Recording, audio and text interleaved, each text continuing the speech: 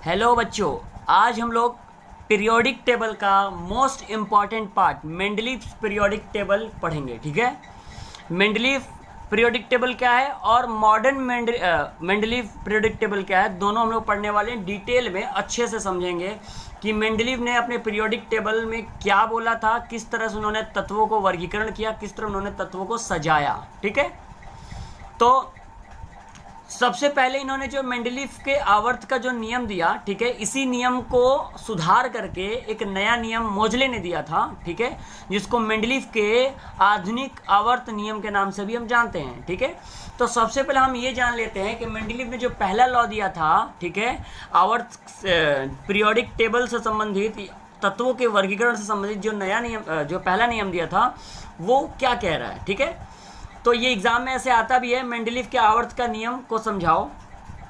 ठीक है, तो देखो क्या कह रहे हैं, तत्वों के भौतिक एवं रासायनिक गुण उनके परमाणु भारों के आवर्त फलन होते हैं। ठीक है, अभी हम समझाते हैं ये चीज़ क्या है। तत्वों के भौतिक एवं रासायनिक गुण उनके परमाणु भारों के आवर्त फलन होते हैं। तुम ये याद कर लो या फिर नीचे अथवा दे के लिखा हुआ है, तत्वों को परमाणु भार के बढ़ते क्रम में रखा जाए तो वे तत्व जिनके अणु समान होते हैं एक निश्चित अंतराल के बाद आते हैं। ठीक है, तो अब देखो मेंडलीव ने आवर्त के नियम में परमाणु भार का प्रयोग किया। इन्होंने क्या किया, परमाणु भार का प्रयोग किया। ठीक है, ये कहते हैं कि अगर तत्वों को परमाणु भार के बढ़ते क्रम में रखा जाए, यानी जिसका परमाणु भार सबसे कम है उसे सबसे पहले रखा जाए, फिर जैसे जैसे बढ़ता जा रहा हम उसको रखते जाए। तो उन्होंने बोला तत्वों को अगर परमाणु भार के बढ़ते क्रम में रखा जाए तो वे तत्व जिनके अणु समान होते हैं, ठीक है, वो एक निश्चित समय के बाद, एक निश्चित अंतराल के बाद वो आते हैं। ठीक है, और यही चीज़ यहाँ पे आवर्त फलन बोला है। आवर्त फलन मतलब एक पर्टिकुलर पीरियड के बाद आता है, एक पर्टिकुलर समय के बाद आता है। ठीक है, यानी तत्वों के भौतिक और रासायनिक गुण उनके परमाणु भारों के आवर्त फलन होते हैं, यानी उसके परमाणु भारों के ही पीरियोडिसिटी होती है, आवर्त फलन होता है। ठीक है, तो जो बेटर लगे अच्छे से याद कर लेना। आई थिंक ये वाला बेटर होगा। तत्वों का परमाणु भार के बढ़ते क्रम में रखा जाए तो वे तत्व जिनके अणु समान होते हैं एक निश्चित अंतराल, एक निश्चित टाइम पीरियड के बाद वो आते हैं। ठीक है, अच्छा, अब इनकी कुछ खास बातें क्या थी। निष्क्रिय गैसों की खोज नहीं हुई थी। जब मेंडलीव ने अपना लॉ दिया तो निष्क्रिय गैसों की खोज नहीं हुई थी। निष्क्रिय गैसों की खोज नहीं हुई थी मीन्स क्या है, इसके पहले जैसे हम लोगों ने देखा, डॉबरीनर का लॉ देखा, ठीक है, न्यूलैंड ऑक्टेव का लॉ देखा कि इसमें भी जो है निष्क्रिय गैसों की कोई एक पर्टिकुलर जगह नहीं थी, उनका कोई मतलब एक क्लासिफिकेशन नहीं हुआ था, क्योंकि उस समय क्या था, निष्क्रिय गैसों की खोज हुई नहीं थी। तो मेंडलीव पीरियोडिक टेबल में सब कुछ सही चल रहा था। ये डॉबरीनर और न्यूलैंड के ऑक्टेव लॉ से काफ़ी अच्छा चल रहा था, लेकिन जैसे ही निष्क्रिय गैसों की खोज हुई तो इसमें भी बहुत सारे दिक्कत आने लगे। ठीक है, इसको सजाना मुश्किल हो गया। तो पहला तो मेंडलीव का आवर्त का नियम समझ में आना चाहिए। ठीक है, नहीं आएगा तो कमेंट करोगे। ठीक है, मैं इसको कोशिश करूंगा फिर से समझाने का। ठीक है, अब देखो मोस्ट इंपॉर्टेंट पार्ट, आधुनिक आवर्त सारणी का नियम। ठीक है, आधुनिक आवर्त सारणी का नियम बहुत इंपॉर्टेंट है। इसको मोजले का नियम भी कहते हैं। ठीक है ना, अब देखना, आधुनिक आवर्त सारणी के नियम में कहते हैं कि तत्वों के भौतिक एवं रासायनिक गुण उनके परमाणु संख्या के आवर्त फलन होते हैं। परमाणु संख्या, पॉइंट टू बी नोटेड, परमाणु संख्या। देखो अगर मैं इन दोनों में कंपैरिजन करूं तो देखो, इसमें बोले थे तत्वों को परमाणु भार के बढ़ते क्रम में रखा जाए। ठीक है, यहाँ क्या बोल रहे हैं, तत्वों के भौतिक एवं रासायनिक गुण उनके परमाणु संख्या के आवर्त फलन होते हैं। और वही चीज़ था, तत्वों के भौतिक एवं रासायनिक गुण परमाणु भार के आवर्त फलन होते हैं। ठीक है, तो पहले वालों में उन्होंने परमाणु भार का प्रयोग किया था और दूसरे वालों में इन्होंने परमाणु संख्या का प्रयोग किया। ठीक है, दोनों अलग अलग बातें हैं। ठीक है, तो याद रखना, पहले वाले नियम में परमाणु भार के बढ़ते क्रम में सजाया गया था और दूसरे वाले में परमाणु संख्या के बढ़ते क्रम में सजाया गया था। तो दोनों नियम याद रखोगे। ठीक है, अब सबसे इंपॉर्टेंट बात यह है कि इसके ऊपर, यानी आधुनिक आवर्त सारणी के ऊपर सारा डिटेल पढ़ना है। ठीक है, आवर्त होता क्या है, श्रेणी होता क्या है, उसमें क्या क्या एलिमेंट्स होते हैं, तो यही फाइनली एक्सेप्ट किया गया। ठीक है, यही फाइनली एक्सेप्ट किया है, क्योंकि इसमें निष्क्रिय गैसों को भी एक पर्टिकुलर जगह दिया गया, एक उसको स्थान दिया गया। और इसको संशोधित करके मोजले ने बनाया था, इसीलिए इसको मोजले का नियम भी कहते हैं। और पीरियोडिक टेबल जो मॉडर्न वाला हमारा है वो दिखता कैसा है ये भी देख लो, ठीक है। मॉडर्न वाला पीरियोडिक टेबल दिखता कैसा है, तो देखो ये हमारा मॉडर्न पीरियोडिक टेबल है, ऐसा ही दिखता है, ठीक है। इसी तरह क्लासिफाई किया गया है। ये दोनों लैंथेनाइड एक्टिनाइड्स है, इसको अभी पढ़ने की ज़रूरत नहीं है, ठीक है, जानने की ज़रूरत नहीं है। ये पीरियोडिक टेबल है, इसमें सारे एलिमेंट्स हमारे दिए हुए हैं 118, देख रहे हो ना 118 एलिमेंट्स दिए हुए हैं, ठीक है, यहाँ से लेकर के यहाँ तक। अब इसमें बहुत ही इंपॉर्टेंट क्वेश्चन आता है एग्जाम में कि जो आधुनिक आवर्त सारणी है उसमें आवर्त की संख्या कितनी है, तो आवर्त की संख्या इसमें 7 है, याद रखना, लिख लोगे इसको।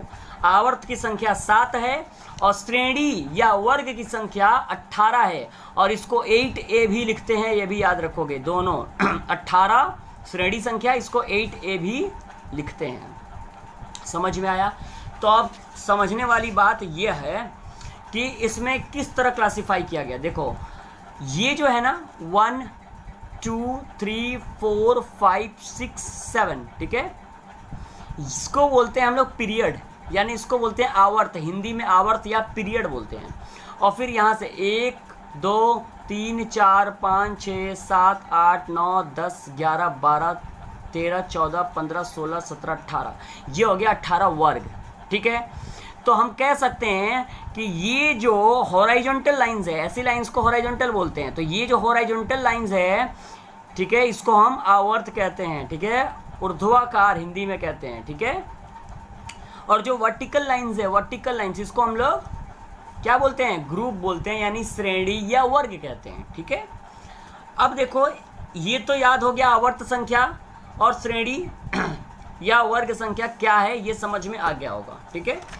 इसी में देखो हम लोग कैसे सजाए हैं, याद होगा 30 तक तुम लोग को हाइड्रोजन हीलियम, ठीक है, hydrogen helium, lithium beryllium boron, carbon nitrogen oxygen fluorine neon, ठीक है, समझ में आ रहा।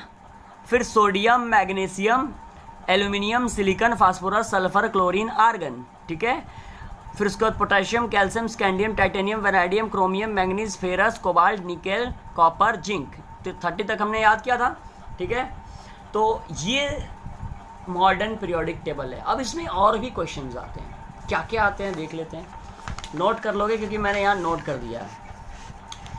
क्वेश्चन आता है कि क्षारीय धातुओं को किस वर्ग में रखा गया है, क्षारीय पार्थिव धातु को किस वर्ग में रखा गया है। हैलोजेंस होता है, हैलोजेंस तत्व होते हैं, ठीक है, उनको किस ग्रुप में रखा गया है। निष्क्रिय तत्वों को किस ग्रुप में रखा गया है, और संक्रमण तत्व होते हैं उनको किस ग्रुप में रखा गया है, ठीक है। ये शॉर्ट क्वेश्चन में क्वेश्चन बनता है। तो सबसे पहले बात करेंगे क्षारीय धातु को वर्ग 1A में रखा गया, वर्ग 1 में। तो अगर हम वर्ग 1 की बात करें तो वर्ग 1 देखो ये है, यानी इसमें सारे एलिमेंट्स क्या होंगे, क्षारीय धातु होंगे। क्या होंगे, क्षारीय धातु। तो क्या है, हाइड्रोजन है, लिथियम है, सोडियम है, ऐसे करके, तो ये सारे लिथियम सोडियम इसमें आ जाएंगे। तो देखो वर्ग ए में क्षारीय धातु उदाहरण क्या है, लिथियम सोडियम पोटेशियम रूबिडियम, ठीक है, समझ में आया, ये क्षारीय धातु। तो उसी तरह क्षारीय अगर पार्थिव धातु की बात करें तो वर्ग 2 में रखते हैं इसको, ठीक है। इसमें बेरिलियम आता है, मैग्नीशियम आता है, कैल्शियम आता है, सो ऑन, ठीक है। ये देखो 2 नंबर है ना, बेरिलियम मैग्नीशियम, ठीक है, कैल्शियम, यहाँ से जितना भी है सारा आ जाता है। फिर उसके बाद हैलोजन तत्व, हैलोजन तत्व को वर्ग 17 में रखते हैं, किसमें, वर्ग 17 में, जिसको 7A से भी डिनोट करते हैं। हैलोजन तत्व में फ्लोरीन आता है, क्लोरीन आता है, ब्रोमीन आता है, आयोडीन आता है, सो ऑन। देखो यहाँ पे 17 नंबर कितना जा रहा है, ये 17 नंबर, यानी ये वाला जो ग्रुप है इसको हैलोजन ग्रुप कहते हैं। देखो फ्लोरीन क्लोरीन ब्रोमीन, ठीक है, आयोडीन एटेनिन, बहुत सारा है, सो ऑन चलता जाएगा। तो ये हैलोजन ग्रुप है, ग्रुप 17 में रखते हैं या 7A में रखते हैं। अब आते हैं इंपॉर्टेंट निष्क्रिय तत्व को, निष्क्रिय तत्व को वर्ग 18 में रखते हैं, याद रखना, लास्ट वाले में। देखो लास्ट वाला ये है, तो क्या है, हीलियम, हीलियम देखो निष्क्रिय तत्व है, मालूम है तुम लोग को, याद होगा, neon argon krypton xenon radon, ठीक है, रेडॉन, ये सारा क्या है, निष्क्रिय तत्व है। देखो एकदम लास्ट वाले में 18वें ग्रुप में डाला गया है। 18वें ग्रुप को जीरो ग्रुप भी कहते हैं, जीरो ग्रुप भी कहते हैं, और इसको 8A से डिनोट करते हैं। इसका एग्जांपल है helium neon argon krypton xenon radon, ठीक है, ये सब एग्जांपल है। अब आते हैं संक्रमण तत्व। संक्रमण 3 से 12 सारा होता है। 3 से 12 मतलब यहाँ से लेकर के ये वाला जो पार्ट होता है पूरा, ठीक है, यहाँ तक ये होता है ट्रांजिटिव एलिमेंट्स, जिसको हम बोलते हैं संक्रमण तत्व। क्या बोलते हैं? संक्रमण तत्व बोलते हैं इसको। समझ में आया? तो ये रहा तुम लोग का पीरियोडिक टेबल से रिलेटेड सारे शॉर्ट क्वेश्चन, सब कुछ, ठीक है। आई होप अच्छे से समझ में आया होगा तुम लोग को। आवर्त सारणी का जो मेंडलीव का पहला नियम था और जो आधुनिक वाला है, तो इसमें जो जो मैंने शॉर्ट क्वेश्चन बताया याद रखो। और यहाँ पे कुछ एक और शॉर्ट क्वेश्चन है कि आवर्त सारणी में बाएं से दाहिने जाने पर, क्या बोला है? बाएं से दाहिने, यानी इधर से अगर हम इधर जाते हैं, ठीक है, तो परमाणु का आकार छोटा होता है। क्या होता है? परमाणु का आकार छोटा होता है। तो ये शॉर्ट क्वेश्चन रिलेटेड, और इसमें कौन सा कहाँ रहता है ये अच्छे से याद रखना, ठीक है। समझ में आया ना? इसमें लैंथेनाइट्स और एक्टिनाइट्स नीचे में है, ठीक है, जो अभी हम लोग को नहीं पढ़ना है, इसके विषय में नहीं जानना है। अब देखो, अब बात करते हैं कि अगर कोई भी तत्व दिया है, तो उसका आवर्त और वर्ग संख्या कैसे निकालेंगे, ये जरूरी है जानना कि कैसे निकालेंगे। जैसे मान लो हमारे पास सिलिकॉन है, ठीक है, हमारे पास क्या है? सिलिकॉन है। तो अब सिलिकॉन का 14 होता है परमाणु संख्या, सबको याद होना चाहिए। परमाणु संख्या इसकी कितनी होती है? 14। तो अगर तुमको परमाणु संख्या याद रहता है तो तुम आसानी से बता सकते हो कि सिलिकॉन किस आवर्त में आएगा, इसका आवर्त क्या है और इसका वर्ग क्या है। ऐसा एग्जाम में क्वेश्चन देता है, ठीक है। कोई तत्व दे देगा, बोलेगा बताओ कि इसका आवर्त क्या है और वर्ग क्या है। तो सिंपल तरीका है, इसका इलेक्ट्रॉनिक विन्यास लिखेंगे। क्लास 9 में तुम लोग को सिखाया गया था, ठीक है। नहीं सीखे हो तो ध्यान से एक बार देख लो। तो उसमें सिखाया गया कि बहुत सारा कक्ष होता है, ठीक है, जिसमें पहले में 2 ही इलेक्ट्रॉन रहता है। तो देखो अगर इसमें 2 डाल देते हैं, ठीक है, तो बचा कितना हमारे पास? 12। इसमें 8 डाल देंगे, ठीक है, 8 2 कितना हो गया? 10, और बचा 4, यहाँ 4 डाल देंगे। तो देखो 2 8 4, 8 2 10, 4 14 आया। तो इस तरह हम लोग देखे थे कि इलेक्ट्रॉनिक विन्यास कैसे लिखते हैं, ठीक है। अगर नहीं समझ में आएगा, किताब क्लास 9 का एक बार एग्जाम्पल देख लोगे, अच्छे से समझ में आ जाएगा, क्योंकि उसमें ज़्यादा बहुत सारे एलिमेंट्स का लगभग दिया है। तो मैं एक और लेके समझा दूंगा। 14 का 2 8 4 हो गया, तो 14 आया। अब ये आवर्त क्या है, कैसे बताएंगे? तो 1 2 3 यानी तीसरा आवर्त है, और चौथा लास्ट में क्या आया? 4, यानी वर्ग इसका 4 है। तो हम लोग देख लेते हैं, है ना, हम लोग देख लेते हैं। तीसरा आवर्त, तीसरा मतलब 1 2 3 इसमें आना चाहिए। तो देखते हैं इसमें है कि नहीं। देखो हाँ, सिलिकॉन है यहाँ पे। क्या है? सिलिकॉन है यहाँ पे। अब चूंकि 4 क्यों, तो 4 को मैं ऐसे भी दिखा सकता हूँ, ठीक है ना, 4 को मैं ऐसे भी दिखा सकता हूँ 4A, इसका मतलब 14। तो ये देखो 14 नंबर में सिलिकॉन आया, ठीक है। उसी तरह एक और एग्जांपल ले लेते हैं।